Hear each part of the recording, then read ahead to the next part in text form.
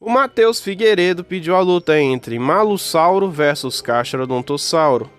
Então, vamos lá. O Malussauro é um dinossauro de Jurassic World inventado, que podia chegar de 12 a 14 metros de comprimento e cerca de 4 metros de altura, com dentes afiados e poderosos, garras afiadas, ótima força física e grande resistência. Já o Castrodontosauro foi um dos maiores dinossauros que existiu, chegando de 13 a 13,5 metros de comprimento e cerca de 4 metros de altura, com dentes afiados e grande força física. Nesse embate, o Malussauro venceria. Os híbridos inventados de Jurassic World têm muita vantagem.